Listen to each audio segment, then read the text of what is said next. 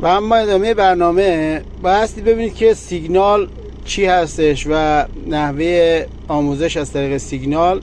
این سیگنال رو ما کلیک میکنیم و میریم توی برنامه آموزشی. آموزش زده اینجا، آموزش استفاده از سیگنال. این یه همچین صفحه میاد که اینو ما کلیک میکنیم. دوباره اینجا از کاربری که داره آموزش میده استفاده میکنیم که 3 تا ارز رو برای من آورده.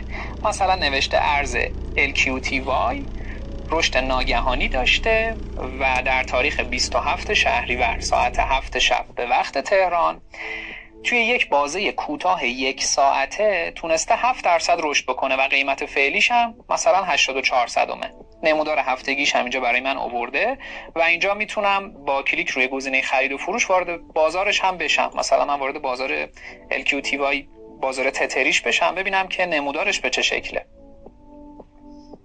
مثلا میبینم که بله دقیقاً یک کندل توی تایم فریم 1 ساعته یک کندل خیلی قدرتمندی بوده که بادیش بسیار بزرگتر از بادی کندل های نرمال گذشته بوده و در نظر داشته باشید که تمامی مواردی که ما توی اون جدول مشاهده میکنیم توی 24 ساعت اخیره. یعنی ما فرض کنید که یک قابی داریم به این اندازه و هر اتفاقی که داریم اونجا گزارش میدیم دقیقاً توی این قاب 24 ساعت است. حالا توی تایم فریم 1 ساعته میشه 24 تا کندل و اونجا گزارش شده که یک کندلی بوده که یه رشد خیلی عجیبی رو توی اون بازه داشته و افراد میتونن با استراتژی های مختلف از این استفاده بکنن.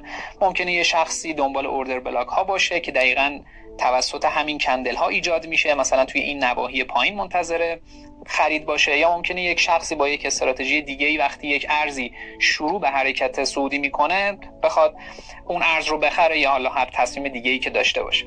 پس این شد رشد ناگهانی. خب ما الان در مورد رشد ناگهانی و ریزش ناگهانی صحبت کردیم. بریم سراغ قسمت بعدی و اون هم سقف قیمتی و کف قیمتی. مثلا من توی تب سقف قیمتی میرم، اینجا یه ارزی رو مثلا انتخاب میکنم، مثلا ارز ماجیک. اینجا داره به من چی میگه؟ داره میگه که در تاریخ 28 شهریور توی این ساعت و در این قیمت اتفاقی که افتاده چی بوده؟ این بوده که سقف 7 روزه شکسته شده و قیمت فعلی هم الان 366. بریم وارد چارتش بشیم و این موضوع رو با هم دیگه ببینیم. من دقیقاً یک قاب 7 روزه رو اینجا انتخاب میکنم، از اینجا به مدت 7 روز میشه انقدر.